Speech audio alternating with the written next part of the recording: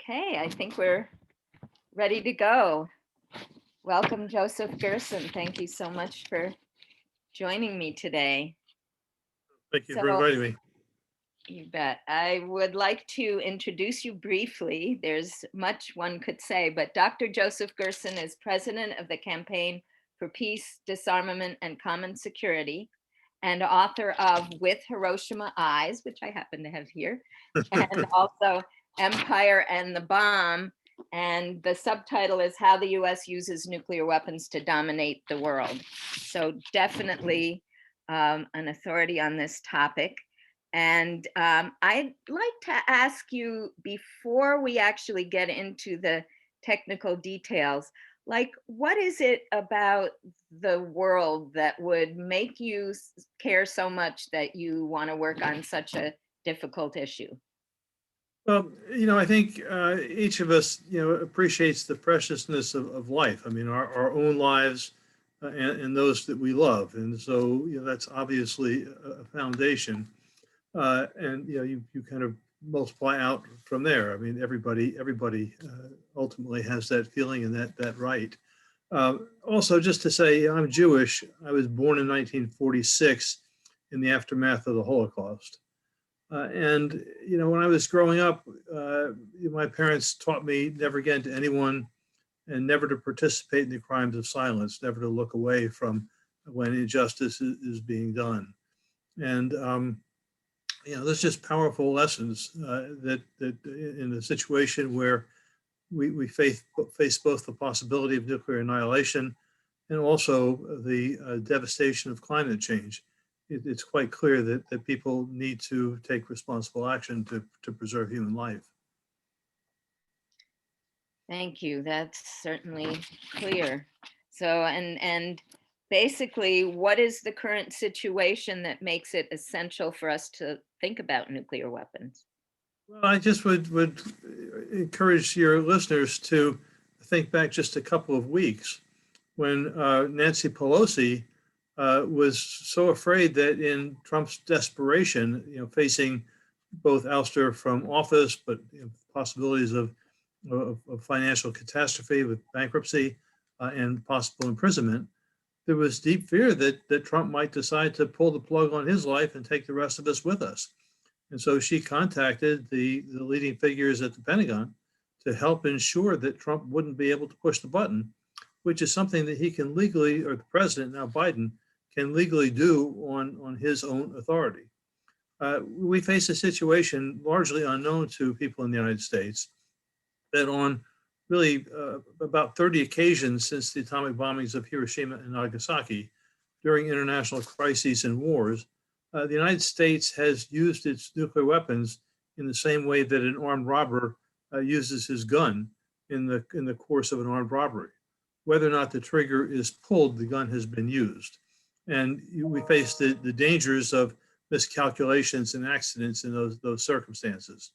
There are now, about 14,000 nuclear weapons in the world, about 93% held by the United States and Russia.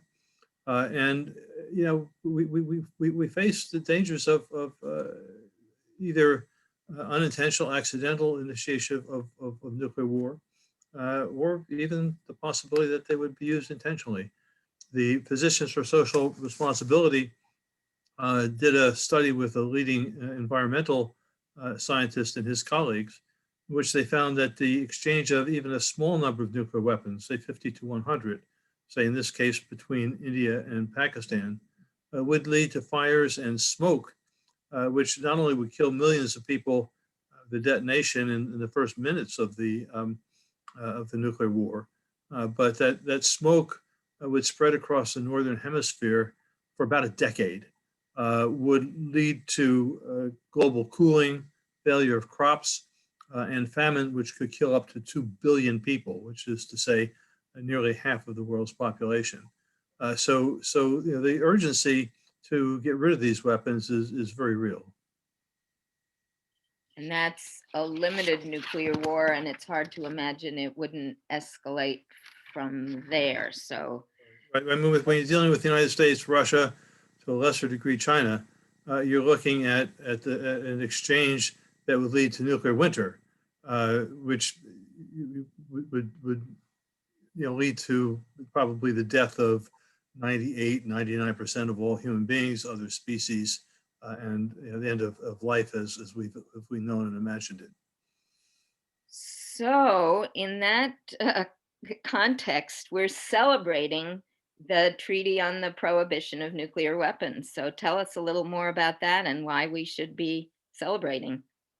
So, since the beginning, since Hiroshima and Nagasaki, there have been all kinds of efforts and initiatives by scientists, by community-based activists, by A-bomb survivors, just a whole range of people to try to to reduce the dangers of nuclear war and even to eliminate nuclear weapons. And we've made some progress in this regard. I mean, there've been a number of treaties, some of which Trump managed to eliminate, but Biden will bring back. And the most important of these was the Nuclear Non-Proliferation Treaty, which was agreed to, went into force in 1970. And it's a basic deal between the non-nuclear weapon states who forswear ever becoming nuclear powers and the nuclear weapon states, which on the one hand gave the non-nuclear weapon states the right to generate nuclear power for peaceful purposes, but they also agreed in Article 6 to engage in good faith negotiations for their complete elimination of the nuclear weapons. This is a fundamental deal. And what we've seen now over the past 50 years is that the nuclear powers have not fulfilled their part of the bargain. And the rest of the world is angry. We may not experience it in our communities here in the United States on a day-to-day basis, but diplomats, governments, people across the world are very angry. And after a series of conferences which focused on the humanitarian consequences of nuclear weapons, something which we just discussed, 122 governments at the United Nations, not including the nuclear weapon states, negotiated the Treaty on Prohibition of Nuclear Weapons, which goes into effect on Friday, January 22nd. And essentially what this does is it reiterates the non-nuclear weapon states ever becoming, their forbearance, forswearing of ever becoming nuclear powers. And it presses the nuclear weapon states to fulfill their NPT obligations. Maybe for our purposes, two things are most important to be aware of. While the nuclear weapon states are opposing this and at the moment are not bound by its terms, what the United States, we have, I'm sorry, I need to edit here a little bit, but what we have is that nuclear umbrella states, countries like NATO, Japan, Australia, whose policies are basically protectorates of the United States. If they break ranks with the United States, if they decide to join the NPT, rather the TPNW, and break ranks with the United States, that then opens the fabric, it pulls at the fabric of the nuclear disorder and makes it possible, I think, to put pressure on the US and other nuclear weapon states. So that's one. The second really important part of the treaty is Article 12, which makes it a requirement for all of the signatories, now 51 states, all the countries that have ratified, it makes it a requirement that they do what they can to press the nuclear powers to finally join the treaty and move to eliminate their nuclear arsenals, as was promised in the NPT the treaty 5 decades ago. And one can imagine a whole range of activities, whether it's lobbying the president or Congress, or potentially, making sanctions that prevent investment in U.S. companies, or other kinds of sanctions that they might take together that could have impact on our lives in much the same way that U.S. sanctions on other countries have impact on theirs. Yeah, so you've started to sort of say some things that people can do on the local level. So what if, any of us individuals listening to this broadcast feel that we want to get involved? What can we do? There's a whole range of things. I mean, the obvious first thing to do is to identify the peace group near you. You can just Google that, Google peace groups in the town you live in, and then link up with them. With them or otherwise, you can be writing letters to the editor, you can be meeting with members of Congress. There's a number of campaigns that are ongoing. Among them, the Back from the Brink campaign. You can just Google Back from the Brink, which has basically 5 steps. And the call for Back from the Brink has been endorsed by the state legislature in California, by numerous communities and organizations. So people can take action in that way in their communities and put pressure. And also, once those steps are taken, let the members of Congress know what's happened, and you're going to hold them accountable. The other 2 things I think are, one, just the need to educate. I mean, my books, but there are a bunch of other books and articles that people can read. So you need to know what's happening. The final thing is that I think too many people working for nuclear disarmament approach it as a single issue, and don't deal with its relationship to other social dynamics.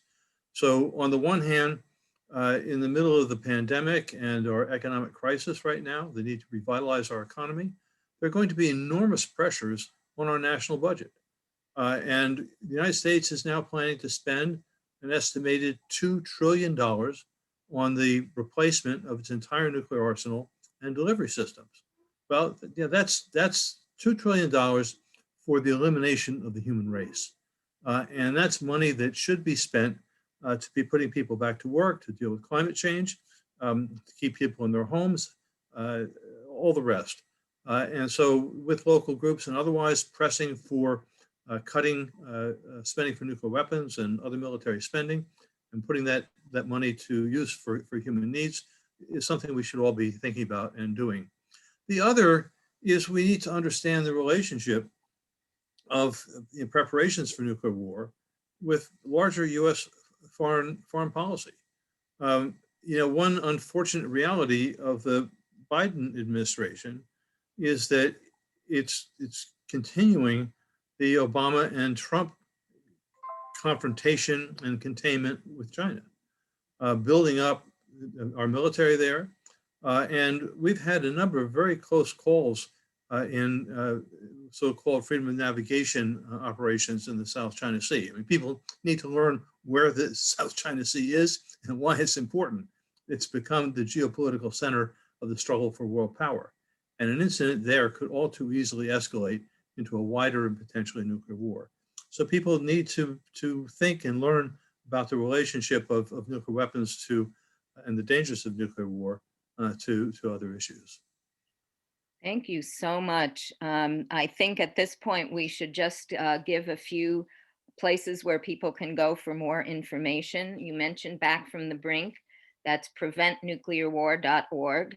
And I will say, for those of you viewing this on the Peace Council Facebook page or in Syracuse area, we have 16 local endorsers of the Back from the Brink campaign. And in addition, our Common Council and Mayor have endorsed the campaign. So wherever you are, I mean, we need to get more endorsements in Syracuse, and wherever you are, if you can get your own organization to endorse the campaign, that is one good way to get involved.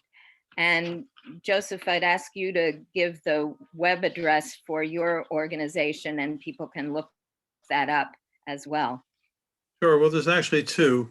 The Campaign for Peace, Disarmament, and Common Security is simply cpdcs.org. And we're just about to launch a new organization called the Committee for a Sane U.S.-China Policy. And people can just Google that and find their way to the webpage, which will go live on Monday. All right. And just one last thing is that if you do belong to an organization in the Syracuse area that would like to endorse, you can talk to us at Syracuse Peace Council by emailing spc@peacecouncil.net. And thanks everybody for listening. Thank you, Joseph, so much for your wisdom. Thank you for this opportunity, and I just wish you the best as you keep on keeping on.